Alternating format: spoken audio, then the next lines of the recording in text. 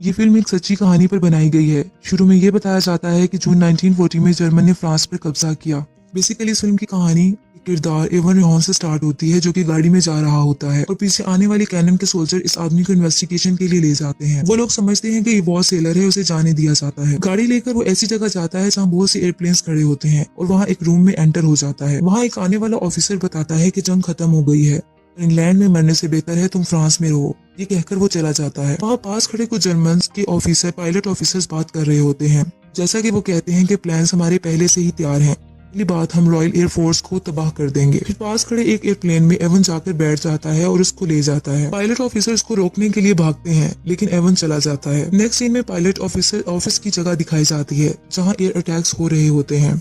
इस तरह ये स्क्वाड्रन 3 और 3 के पॉलिश पायलट्स होते हैं जो कि रॉयल एयरफोर्स को ज्वाइन करते हैं और इस तरह फॉरेन स्काइज के लिए जंग लड़ रहे होते हैं। एवन के पहुंचने पर इसके साथी इसको बताते हैं कि हमने जंग को जारी रखा जब तक तुम वहां रहे। एवन कहता है कि तुम इनको मेरे बगैर खत्म नहीं कर सकते और मुस्कुराने लगता है। नेक्स्ट सीन में पायलट ऑफिसर चीफ मार्शल को बताता है कि हम बॉम्बर्स नहीं हैं बल्कि फाइटर पायलट्स हैं। हमने बहुत से जर्मन को पोलैंड में शॉट डाउन किया है और ये स्किल आपकी रॉयल एयरफोर्स का तजर्बा है। इस पर मार्शल इसको थोड़ी इंस्ट्रक्शन करता है, जिस पर वो ये सर कहकर चला जाता है। इस तरह नेक्स्ट सीन में दिखाया जाता है कि एक क्राफ्ट टीम का पायलट एयरक्राफ्ट में बैठा होता है और एक लेडी की पिक को देख रहा होता है और फिर फ्लाइट लेता है। अपने फ्लाइट के साथ वो मुसलसल इंस्ट्रक्शनल पॉइंट ऑफ व्यू से कांटेक्ट में रहता है। एयरक्राफ्ट से मुसलसल फायरिंग की जाती है और वो अपने ऑपोजिट एयरक्राफ्ट को बहादुरी से गिरा देता है। अब एक ऑफिस दिखाया जाता है जहाँ 2 ऑफिसर्स बैठे होते हैं, जिनमें से एक का नाम मिलो होता है।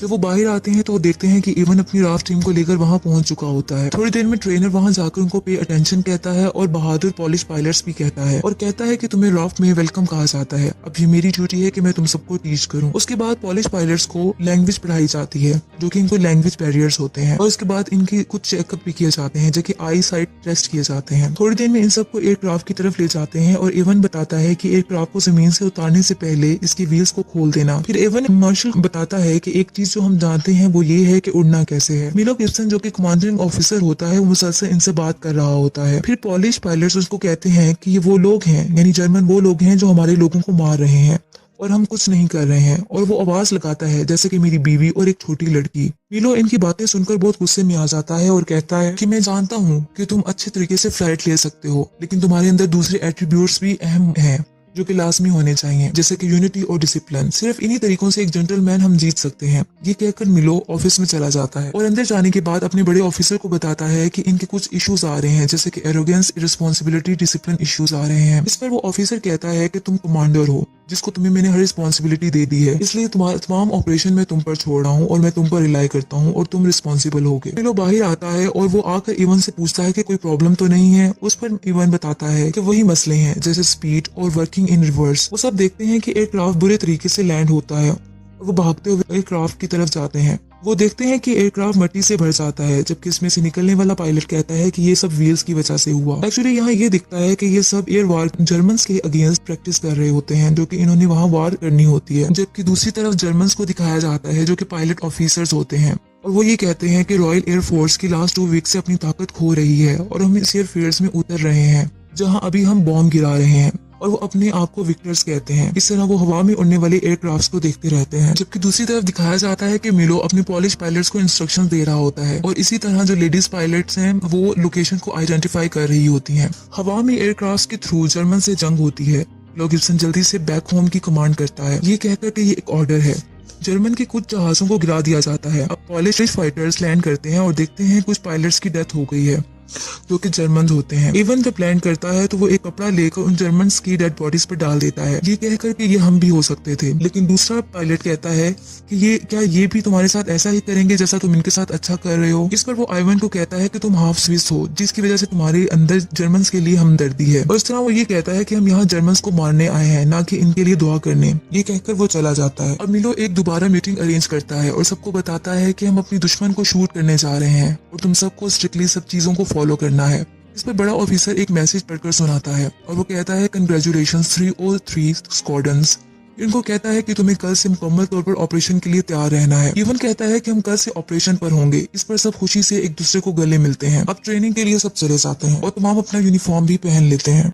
नेक्स्ट डे ऑपरेशन स्टार्ट हो जाता है और लेडी पायलट्स अपनी ऑफिसर अपनी ड्यूटी संभाल रही होती हैं। फाइटर पायलट्स की एयरफील्ड पर दूसरी फोर्स की तरफ से बम्बार्डमेंट स्टार्ट हो जाती है। लेकिन सब कामयाबी से फाइट करते हैं और दोबारा एयर अटैक्स शुरू हो जाते हैं। फिर दिखाया जाता है रॉयल एयरफोर्स टीम आपस में कांटेक्ट में रहती है। इस लड़ाई में रॉयल एयरफोर्स का पायलट एक उड़ते हुए एयरक्राफ्ट को जो कि जर्मन का होता है उसको मार गिराता है, जबकि दूसरी तरफ मिलो को इवन कहता है कि तुम जानते हो कि मैं बेस्ट हूँ। अभी वो ये बता रहा होता है कि इवन का दोस्त आ जाता है, जिसे लेकर वो रॉयल एयरफोर्स टीम की तरफ ले जाता है और कहता है कि देखो कौन आया है। सब उसे खुशी से गले मिलते हैं और इस तरह इवन बाहर आता है तो इसे एयरक्राफ्ट के मुतालिक एक आदमी के थ्रू बताया जाता है। वो आदमी से बताता है कि एरोप्लेन में गन कैमरास को इंस्टॉल कर दिया गया है और ये आपका ही आइडिया था। ये वाली गन्स 150 यार्ड से रिहार्मोनाइज्ड कर दी गई हैं, तकरीबन 137 मीटर्स पर। लेकिन इसका ये मतलब है कि आपको रियर क्लोज रहना पड़ेगा एक फासले पर और फिर इसको हिट करना होगा। ये इतना ही सही होगा जितना कि एक कैनन होती है बर्तानिया के लड़कों के मुताबिक। रॉयल एयरफोर्स टीम की अगली सुबह ग्रुप फोटो ली जाती है कि अचानक से सायरन बजने लग जाता है और अनाउंसमेंट होती है कि टीम अपने एयरक्राफ्ट की तरफ जल्दी से भागें। ऑपरेशन शुरू होने का वक्त आ गया है और सब फ्लाइट लेते हैं और एयरक्राफ्ट के थ्रू फायरिंग शुरू हो जाती है,